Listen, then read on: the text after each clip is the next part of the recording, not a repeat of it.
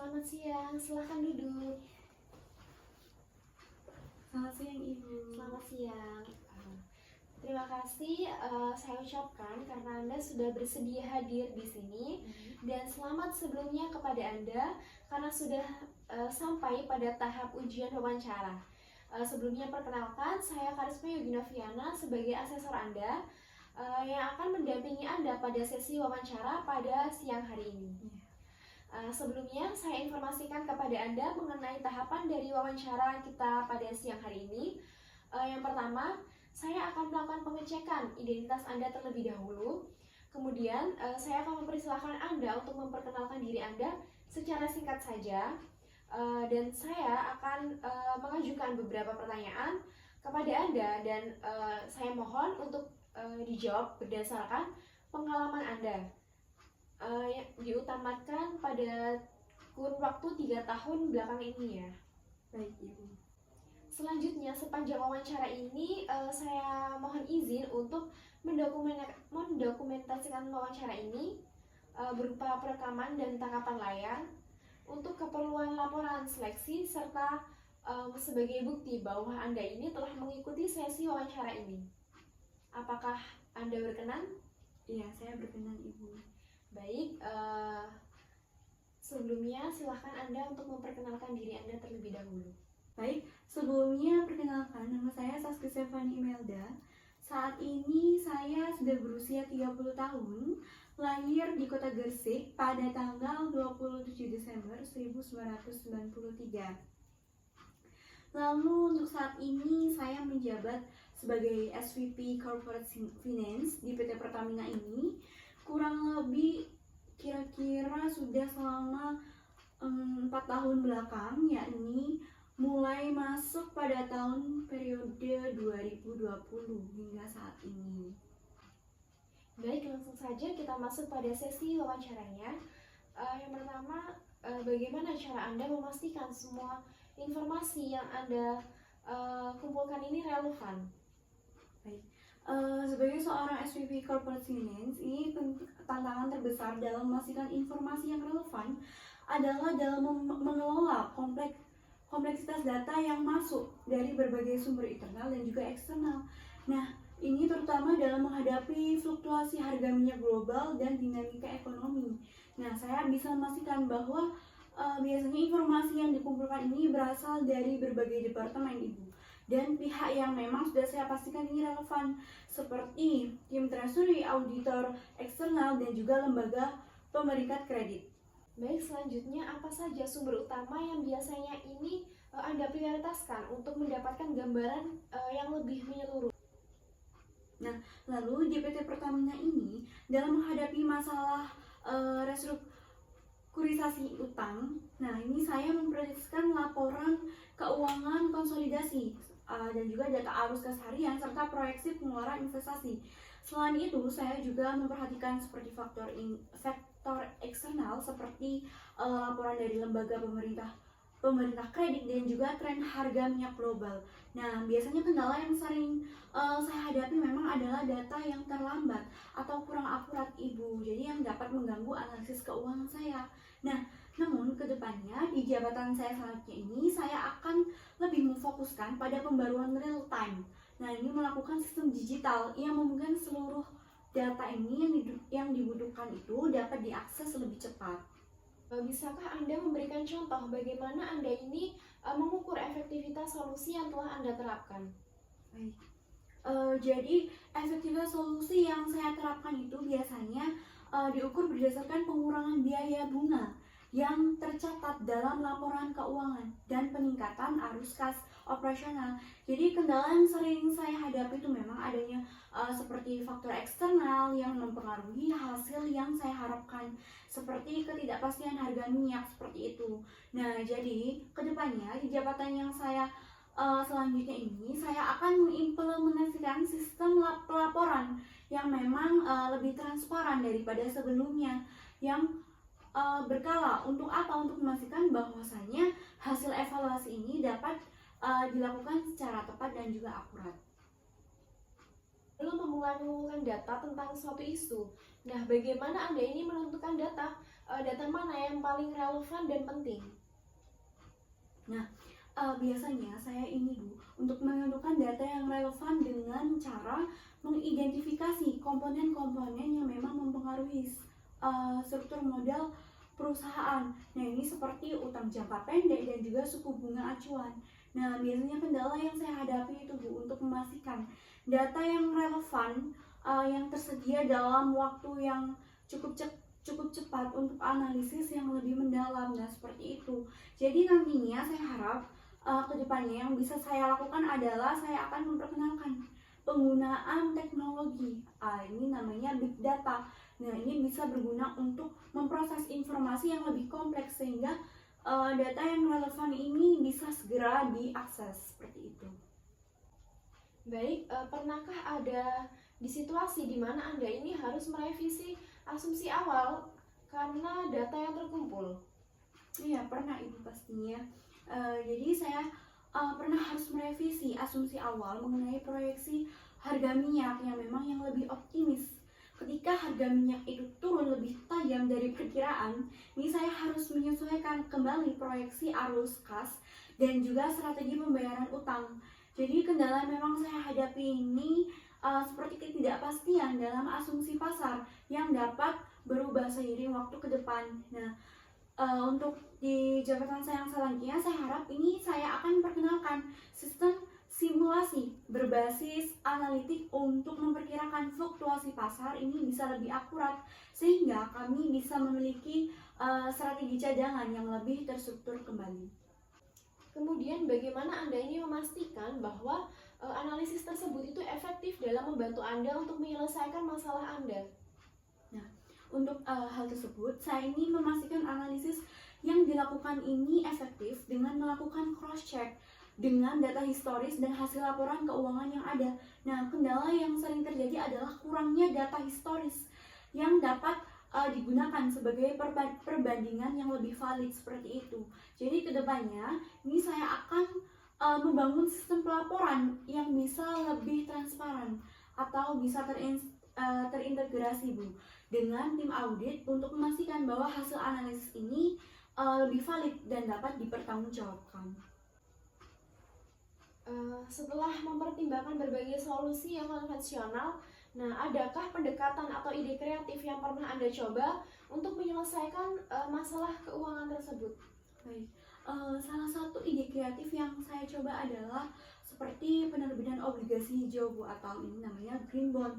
Nah, ini itu untuk mendiversifikasi sumber pendanaan dan juga menarik investor berkelanjutan atau dalam jangka panjang. Nah, namun kendala yang saya hadapi ini biasanya ketidakpastian pasar terkait instrumen pendanaan baru, pendanaan obligasi hijau ini. Jadi untuk kedepannya saya ini akan memperkenalkan konsep diversifikasi pembiayaan yang lebih luas dan juga terus-menerus sehingga dapat mengeksplorasi peluang baru yang sejalan dengan tren investasi ke depan. Itu bagaimana? Baik, selanjutnya bagaimana Anda melakukan evaluasi terhadap cara lama dan menemukan inovasi yang mungkin lebih efektif untuk diterapkan sekarang? Baik, saya akan melakukan evaluasi dengan membandingkan hasil historis antara metode lama dengan indikator KPI yang telah ditetapkan dan melakukan benchmarking dengan industri sejenis. Nah, kendala biasanya saya hadapi adalah resistensi Bu terhadap perubahan dari tim yang terbiasa dengan menggunakan metode-metode lama. Nah, kedepannya di jabatan selanjutnya, saya ini akan lebih menekankan pelatihan dan juga kolaborasi antara departemen untuk mempermudah transisi menuju inovasi yang lebih efektif. Bisa Anda ceritakan bagaimana biasanya Anda ini menentukan prioritas? Sebagai SVP Corporate Finance di PT Pertamina ini, saya menghadapi tantangan besar dalam mengelola sumber daya keuangan di perusahaan di tengah ketidakpastian yang disebabkan oleh faktor eksternal seperti yang sudah saya sebutkan tadi, yakni fluktuasi harga energi global, ada perubahan regulasi dan juga dinamika pasar, serta seperti faktor internal lainnya yang melibatkan proses alokasi dana dan pengambilan keputusan untuk yang seringkali memerlukan respon cepat dan juga tepat.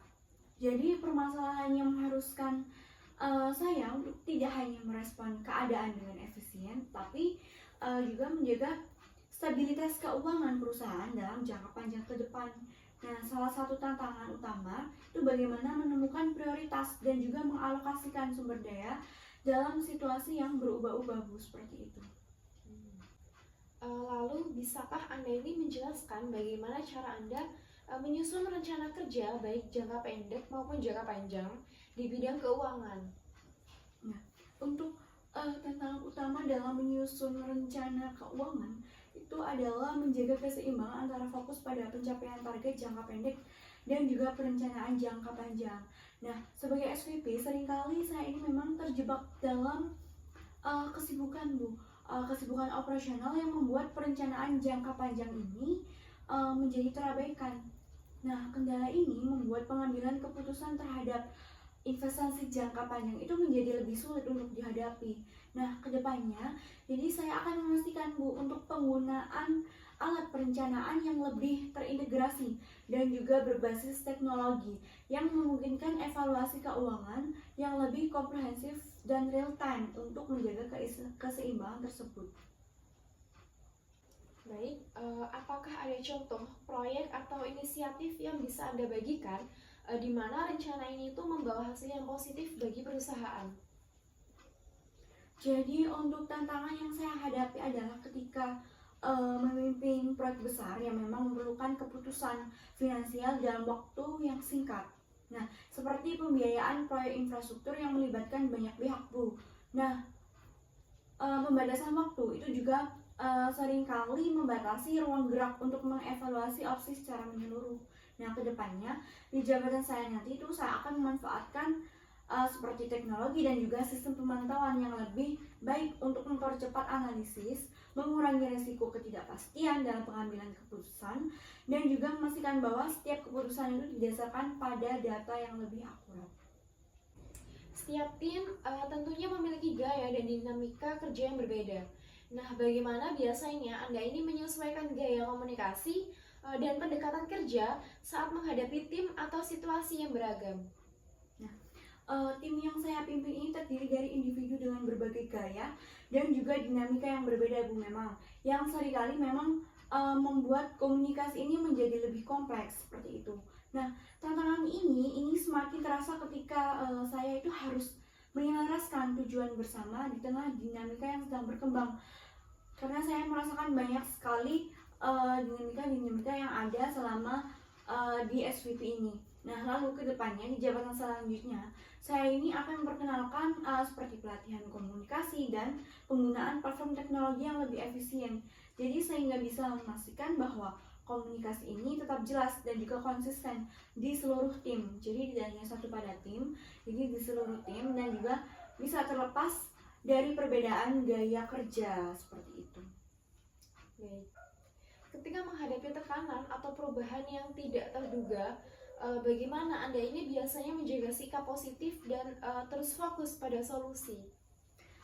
Jadi dalam menghadapi tekanan atau perubahan mendadak, sebenarnya saya tuh kadang merasa terbebani dengan banyaknya keputusan yang harus saya ambil dalam waktu yang memang singkat atau terbatas seperti itu. Lalu ketegangan ini tuh bisa mempengaruhi memang kualitas keputusan yang saya ambil, Bu. Jadi kedepannya saya akan memastikan adanya struktur dukungan tim yang memang lebih bagus dan proses delegasinya ini yang memang lebih efisien kembali, sehingga saya ini dapat tetap fokus pada pengambilan keputusan strategis yang mendukung tujuan jangka panjang perusahaan nantinya. Dalam situasi yang sulit, bagaimana Anda ini memotivasi diri Anda sendiri dan tim? Jadi memotivasi diri sendiri ini dan tim itu dalam situasi sulit memang tantangan yang terus saya hadapi, ya, Bu. Terutama ketika perusahaan harus berhadapan dengan ketidakpastian ekonomi atau internal. Jadi tekanan ini tuh memang sering kali berpengaruh kepada semangat tim saya. Nah, saya ini biasanya akan menciptakan budaya kerja yang memang lebih kolaboratif dan juga berbasis pada penghargaan terhadap pencapaian setiap masing-masing orang, setiap masing-masing individu. Jadi meskipun dalam situasi sulit, sehingga saya harap tim saya ini tetap termotivasi untuk terus bekerja demi tujuan jangka panjang perusahaan. Jadi biasanya saya akan menerapkan komunikasi transparan dengan menjelaskan tantangan, dampaknya, dan juga peluang seperti efisien operasional. Jadi saya juga akan membagikan tujuan besar menjadi milestone kecil yang terukur. Jadi memastikan bahwa tim saya ini merasakan pencapaian yang bertahap serta rutin memberikan penghargaan sederhana seperti ucapan terima kasih atau pengakuan di forum resmi untuk menjaga semangat dan fokus tim saya ini menghadapi situasi sulit.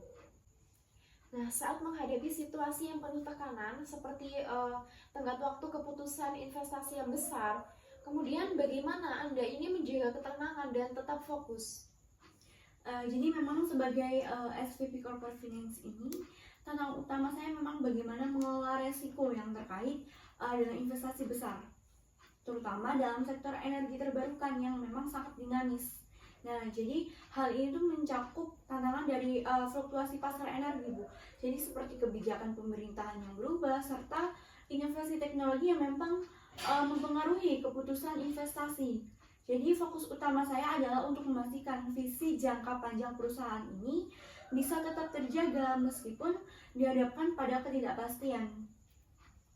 Sehingga pada situasi penuh tekanan ini, terutama terkait dengan keputusan investasi besar ini, mempengaruhi pertumbuhan jangka panjang perusahaan.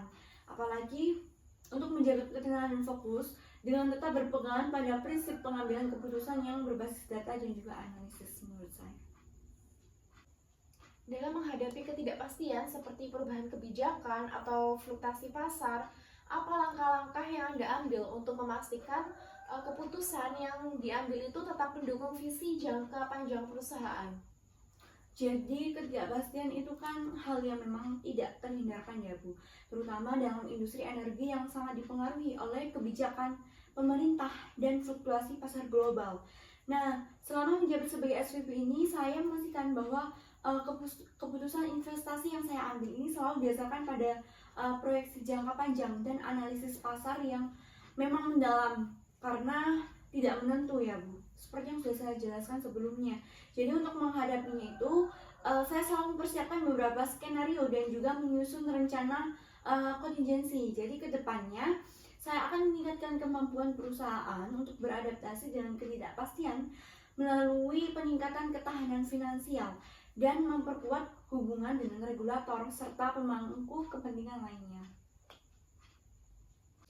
Dalam peran Anda yang melibatkan pengelolaan beberapa program investasi dan struktur modal, bagaimana cara Anda ini menetapkan prioritas untuk memastikan alokasi sumber daya yang optimal? Jadi sebagai SVP ini saya memang sering menghadapi keputusan sulit mengenai prioritas investasi yang membutuhkan alokasi sumber daya terbatas. Nah, saya itu biasanya menggunakan metodologi berbasis ROI, Bu. Nah, jadi dia itu menggabungkan analisis strategis dan juga operasional untuk memastikan bahwa setiap investasi itu memberikan kontribusi maksimal terhadap tujuan jangka panjang perusahaan. Bagaimana Anda ini mengatur prioritas pekerjaan agar bisa dikerjakan dengan efisien? Baik, di posisi saya ini komunikasi yang efektif itu memang adalah kunci, Bu. Jadi saya secara rutin menyampaikan keputusan prioritas ini kepada tim saya dan pemangku kepentingan lainnya juga melalui rapat koordinasi, presentasi strategi, dan juga laporan secara menyeluruh. Namun kedepannya saya akan memperluas komunikasi ini dengan melibatkan berbagai stakeholder eksternal lainnya termasuk para investor, regulator, dan mitra strategis. Jadi saya akan memanfaatkan platform yang lebih luas untuk memastikan transparansi dan mendemonstrasikan bagaimana setiap keputusan mendukung keberlanjutan dan pertumbuhan perusahaan ini. Bisa Anda ceritakan pengalaman Anda dalam membuat keputusan keuangan yang berdampak besar pada perusahaan?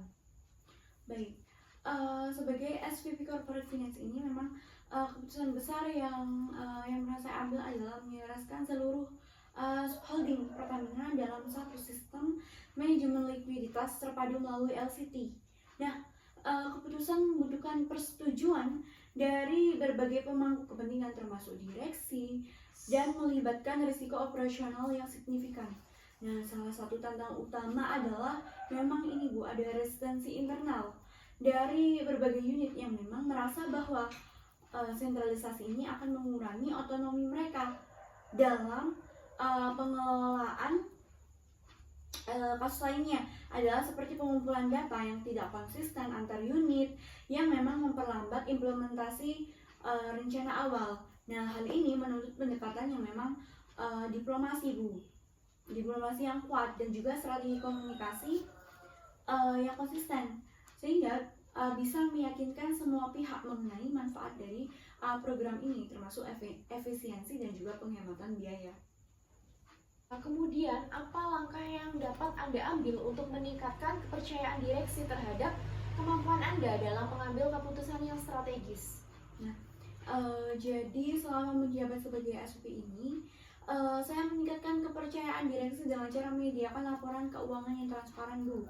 Nah, ini tidak hanya itu, juga didukung dengan data yang akurat dan juga proyeksi keuangan yang dapat dipercaya. Sehingga dalam proyek LCT, nah ini misalnya saya mempresentasikan quick wins seperti peningkatan efisiensi bunga dan pengurangan waktu siklus pembayaran yang secara langsung berdampak pada arus kas perusahaan.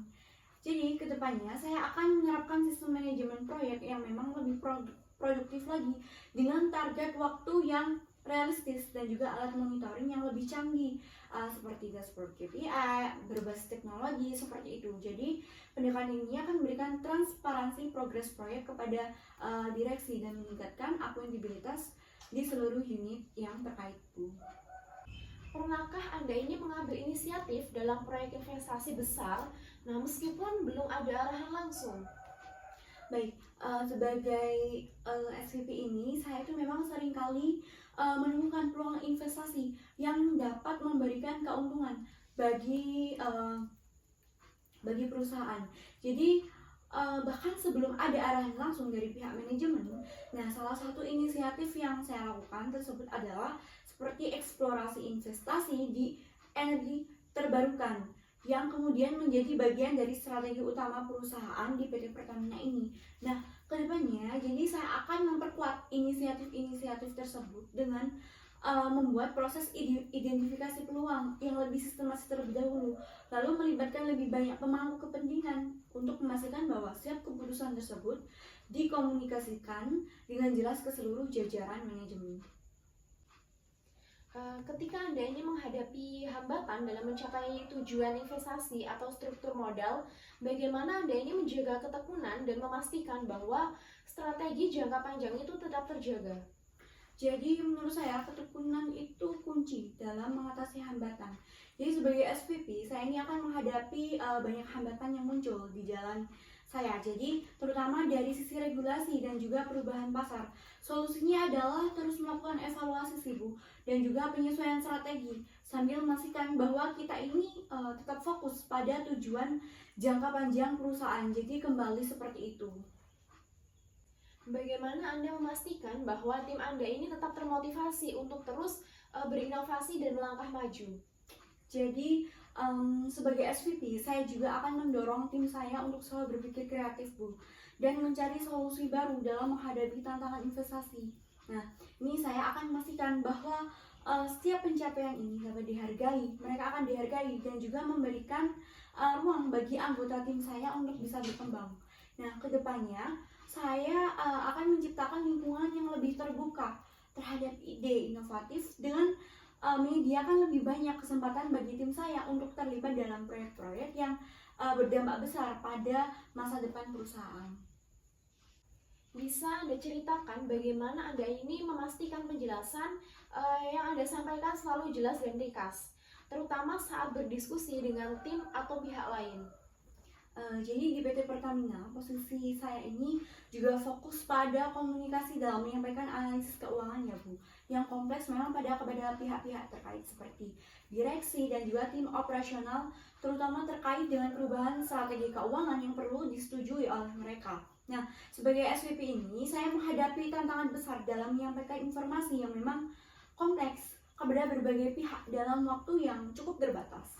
Jadi di tengah banyaknya rapat dan juga deadline yang saya hadapi ini penuh, saya sering harus mempromosikan kedalaman analisis demi kejelasan dan juga efisiensi, seperti itu. Nah, untuk memastikan pesan saya ini dapat saya sampaikan dengan jelas dan juga ringkas, saya mengutamakan penggunaan ringkasan eksekutif yang juga dilengkapi dengan visualisasi data yang mendukung, seperti itu. Bagaimana Anda ini menggunakan ekspresi nonverbal untuk memperkuat pesan saat Anda berbicara? Nah, terutama ketika Anda ini membahas mengenai laporan atau data yang kompleks.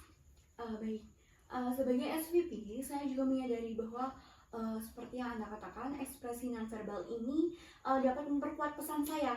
Nah, tetapi di lingkungan yang sangat formal dan juga terstruktur seperti presentasi laporan keuangan kepada direksi, penggunaan ekspresi nonverbal ini memang seringkali terbatas Bu, karena terkait norma-norma profesionalisme. Nah, namun saya akan tetap memanfaatkan gerakan tangan dan juga ekspresi wajah untuk menekankan poin-poin yang penting seperti itu. Nah, jadi ketika di zaman selanjutnya, saya akan lebih mengembangkan kemampuan komunikasi nonverbal saya ini dalam bentuk storytelling berbasis data, yang mana memungkinkan saya untuk memanfaatkan visualisasi interaktif yang dapat memberikan efek emosional yang lebih kuat, memotivasi dan juga meyakinkan mengenai keputusan strategis yang perlu diambil. Nah, dalam peran Anda menyusun dokumen yang akurat dan jelas tentu itu sangat penting kan ya. Nah, bagaimana biasanya Anda ini memastikan bahwa laporan atau dokumen yang Anda buat ini memiliki struktur yang baik dan bebas dari kesalahan? Baik Ibu, jadi di posisi saya saat ini, waktu yang terbatas itu memang seringkali menjadi kendala dalam menyusun laporan yang benar-benar bebas dari kesalahan. Jadi saya biasanya itu mengandalkan tim internal untuk melakukan review dan juga validasi terhadap laporan keuangan. Nah, meskipun ini adalah langkah yang penting, namun tidak jarang laporan yang diserahkan itu memang sedikit terdapat kekurangan. Nah, jadi kedepannya saya akan lebih fokus pada penerapan sistem otomatisasi dan perangkat lunak analitik yang memang tidak hanya mempermudah penyusunan laporan, tapi juga memberikan validasi yang real time terhadap data yang dimasukkan, sehingga dapat mengurangi kemungkinan kesalahan manusia dan mempercepat proses penyusunan laporan keuangan. Ketika menghadapi laporan yang kompleks, bagaimana Anda ini memastikan semua data akurat dan siap untuk dilaporkan? Baik, jadi tantangan memang memastikan data yang akurat itu banyaknya sumber informasi yang harus diperiksa, serta terbatasnya waktu untuk mengaudit data secara mendalam ya Bu. Nah, oleh karena itu biasanya saya mengandalkan sistem internal yang memang sudah terstruktur dan tim yang berpengalaman dalam verifikasi. Nah, dari setiap bagian laporan keuangan. Jadi kedepannya saya akan mengimplementasi solusi berbasis teknologi seperti sistem ERP yang lebih canggih dan juga otomatis dalam pengecekan data secara real time, hampir sama seperti jawaban saya tadi. Namun saya ini lebih menggunakan sistem ERP ya Bu, untuk mungkin saya untuk melakukan pengawasan yang lebih ketat dan juga memberikan laporan yang lebih cepat dan akurat kepada pihak yang berkepentingan seperti itu. Nah, saat menerima informasi dari orang lain, bagaimana Anda ini menunjukkan bahwa Anda ini benar-benar memahami maksud mereka? Jadi saya ini selalu memastikan untuk menunjukkan pemahaman saya dengan mengulang kembali Bu, informasi yang diberikan dan juga mengajukan pertanyaan kembali jika memang saya masih belum paham seperti itu. Nah, namun kendala utamanya adalah ketika waktunya ini terbatas dan informasi yang diberikan ini sangat rumit seperti itu. Nah, hal ini dapat menghambat pemahaman yang secara menyeluruh. Jadi kedepannya saya akan memperkenalkan sistem komunikasi yang lebih efektif dengan menggunakan platform manajemen proyek berbasis digital nih Bu, yang memang memungkinkan saya untuk mengakses dan juga mengelola informasi secara lebih terstruktur, serta dapat memberikan umpan balik yang lebih cepat dan akurat terhadap informasi yang diterima, seperti itu. Nah, ketika ada informasi yang cukup rumit, nah apakah ada cara khusus yang Anda gunakan untuk memastikan bahwa informasi tersebut itu mudah untuk dipahami? Baik, jadi saya itu kan memang seringkali menggunakan simplifikasi melalui visualisasi data atau infografis untuk menjelaskan informasi yang rumit. Nah, namun hal ini terkadang tidak cukup Bu untuk memadai dalam menyampaikan semua nuansa. Nah, kedepannya saya akan mengembangkan materi komunikasi yang lebih mendalam. Nah, itu seperti menggunakan seperti model simulasi maupun platform digital yang memahami informasi dengan lebih mudah dan dalam konteks yang lebih luas tanpa mengorbankan akurasi data. Bagaimana cara Anda menyampaikan ide atau rekomendasi sehingga dapat diterima dengan baik oleh orang lain? Nah, khususnya dalam hal yang membutuhkan persetujuan seperti strategi keuangan. Baik, biasanya saya menyampaikan rekomendasi dengan mengedepankan analisis dan proyeksi yang mendalam Bu. Namun, keraguan itu memang sering muncul ketika data atau proyeksi ini tidak cukup konstekstual atau tidak dipahami dengan jelas. Seperti itu. Nah, jadi kedepannya saya ini akan meningkatkan kemampuan ini dengan menggunakan data visualisasi yang lebih interaktif dan juga mendalam, serta memanfaatkan storytelling yang sudah saya sebutkan tadi. Nah, ini bisa berbasis data untuk membuat rekomendasi saya ini lebih menarik dan mudah diterima oleh pihak-pihak yang berkepentingan, termasuk di mana mereka ini yang memerlukan justifikasi yang kuat untuk pengambilan keputusan, seperti itu. Nah, ketika ada keraguan dari pihak lain, apa yang biasanya Anda lakukan untuk meyakinkan mereka? Untuk keraguan, jadi saya mencoba memberikan data dan analisis yang lebih terperinci lagi Bu, untuk membuktikan bahwa keabsahan rekomendasi saya yang saya bawa ini. Nah, namun memang waktu yang terbatas itu memang seringkali membuat hal ini menjadi sebuah tantangan besar, seperti itu.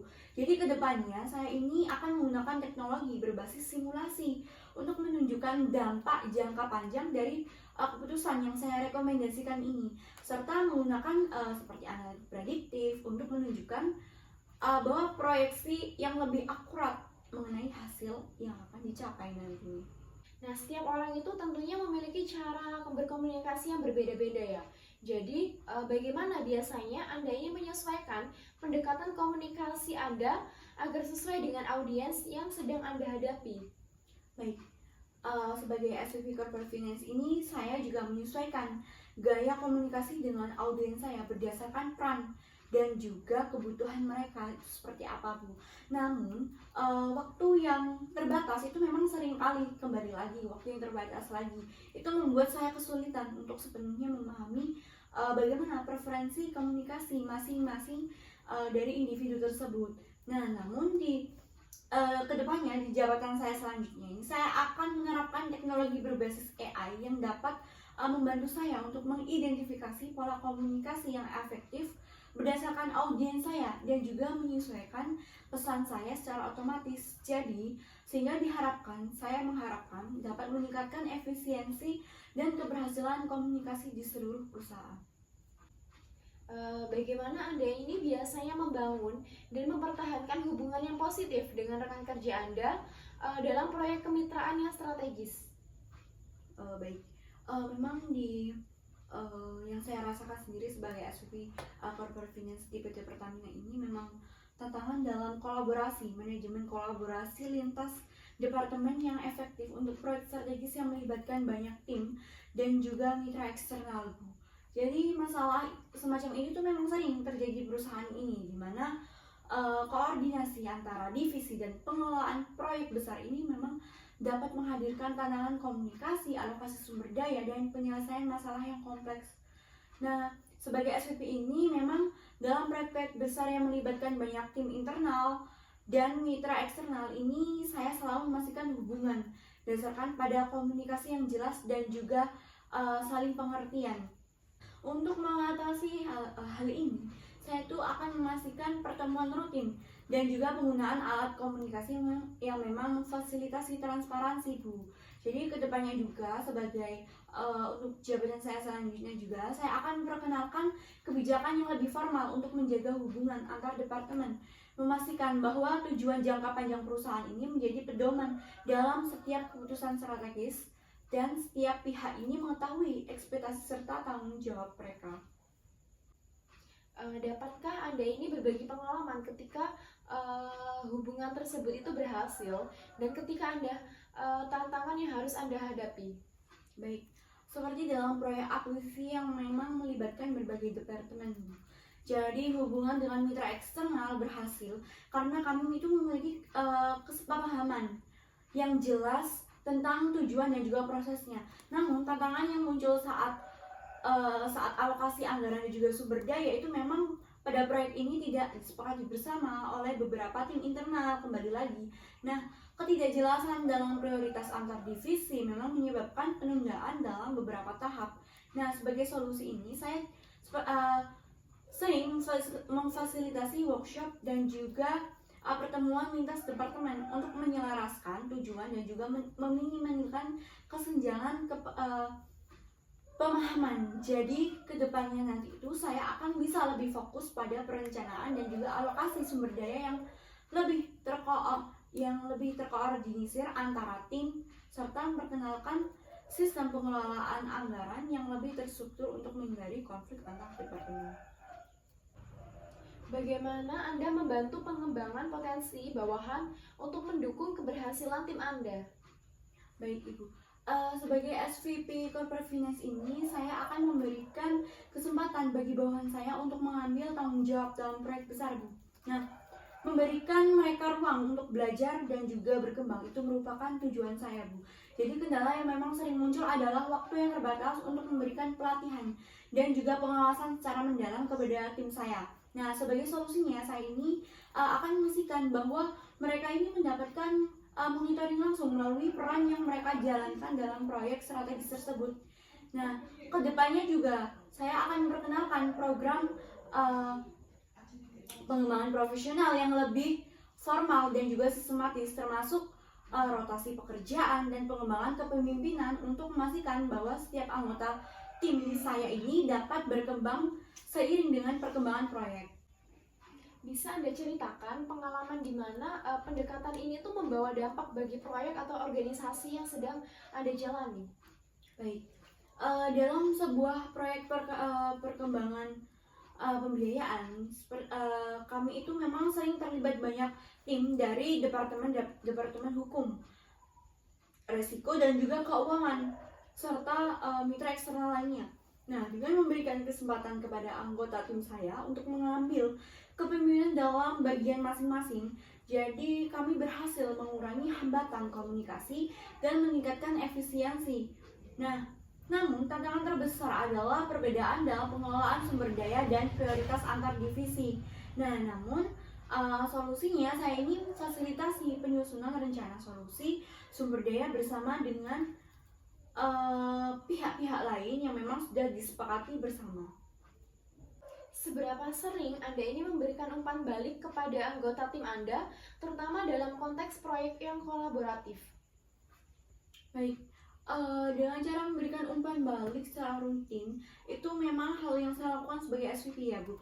Namun, tantangan utama adalah melakukannya dalam waktu yang terbatas dan juga di tengah kesibukan proyek besar. Nah, saya ini berusaha memberikan umpan balik yang konstruktif dalam rapat, evaluasi, atau melalui sesi one-on-one seperti itu, Bu. Jadi kedepannya saya ini akan memperkenalkan sistem umpan balik yang lebih formal dan juga terjadwal untuk memastikan bahwa setiap anggota tim saya ini mengetahui dengan jelas area mana yang perlu diperbaiki, serta mendiskusikan cara-cara untuk meningkatkan kinerja mereka dalam proyek yang lebih besar dan lebih kompleks.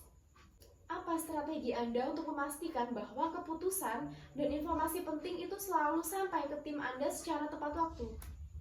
Jadi dalam proyek besar dengan banyak tim dan juga mitra eksternal, Jadi salah satu tantangan terbesar adalah memastikan bahwa informasi yang relevan ini dapat disampaikan tepat waktu tanpa terhambat oleh birokrasi, Bu. Jadi saya menggunakan alat manajemen proyek dan pertemuan rutin untuk memastikan semua pihak ini mendapatkan informasi yang diperlukan, Bu. Jadi kedepannya di jabatan selanjutnya saya akan memastikan bahwa sistem komunikasi dan distribusi informasi ini lebih terstruktur lagi dengan teknologi terbaru, Bu, sehingga memastikan bahwa setiap tim saya ini dan mitra ini selalu mendapat akses ke informasi yang mereka butuhkan untuk membuat keputusan tepat waktu. Menurut Anda, apa yang paling penting dalam menciptakan suasana kerja yang mendukung di tim Anda? Nah, terutama dalam proyek kemitraan ini. Penciptaan suasana yang mendukung di tim itu memang membutuhkan transparansi, ya, Bu, kepercayaan dan juga komunikasi yang efektif. Nah, kendala terbesar yang saya hadapi itu memang memastikan bahwa semua pihak ini merasa cukup dihargai meskipun ada perbedaan tujuan atau tekanan yang tinggi. Nah, untuk itu saya selalu berusaha untuk membangun hubungan yang saling mendukung dengan cara terbuka dan juga secara inklusif seperti itu. Nah, untuk kedepannya saya ini akan menetapkan kebijakan yang lebih terstruktur lagi untuk mendorong pengakuan terhadap kontribusi setiap tim dan memastikan keseimbangan antara tekanan dan dukungan selama proyek berlangsung. Bagaimana cara Anda mengenali tanda-tanda awal konflik dalam tim? Baik, tanda-tanda konflik biasanya muncul ketika ada ketidakselarasan antara tujuan tim atau ketidakjelasan dalam pembagian tugas. Nah, sebagai SVP ini, saya memang sering memperhatikan ketegangan dalam rapat atau komunikasi yang kurang produktif. Nah, setelah mengidentifikasi potensi konflik, saya ini akan segera mengadakan diskusi untuk mencari solusinya secara langsung. Jadi kedepannya saya akan memperkenalkan sistem pemantauan ketegangan yang lebih sistematis untuk mendeteksi, Bu, tanda-tanda awal konflik antar tim dan juga memastikan resolusi yang cepat dan juga konstruktif. Apa langkah-langkah yang Anda ambil untuk memastikan bahwa konflik tersebut itu tidak berkembang menjadi masalah yang lebih besar lagi? Baik, langkah pertama yang saya ambil adalah memfasilitasi diskusi antara pihak yang terlibat untuk mencari titik tertentu, Bu. Jadi saya juga mengedepankan pendekatan yang berbasis solusi, bukan mencari kesalahan. Jadi ke depan di jabatan selanjutnya, saya ini akan memanfaatkan sumber daya HR untuk memperkenalkan teknik resolusi konflik yang lebih formal, termasuk melibatkan mediator eksternal jika diperlukan untuk menjaga hubungan kerja tetap sehat. Ketika menghadapi konflik, bagaimana Anda ini mengatur percakapan untuk memastikan bahwa semua pihak itu merasa didengar dan terlibat dalam solusi tersebut? Baik, saat menghadapi konflik, saya ini selalu memastikan bahwa setiap pihak itu diberikan kesempatan untuk menyampaikan pandangan yang mereka miliki tanpa adanya interupsi. Jadi saya menggunakan teknik komunikasi yang berbasis pada pengertian bersama, memastikan bahwa semua perspektif diakomodasi dalam menjaga solusi bersama tadi. Kedepannya di jabatan saya akan memperkenalkan sesi komunikasi yang lebih terbuka dan juga melihat lebih banyak pihak dalam penyelesaian masalah untuk mencegah konflik yang berlarut-larut. Baik, sesi wawancara Anda pada siang hari ini telah selesai. Saya telah mendapatkan informasi yang saya butuhkan.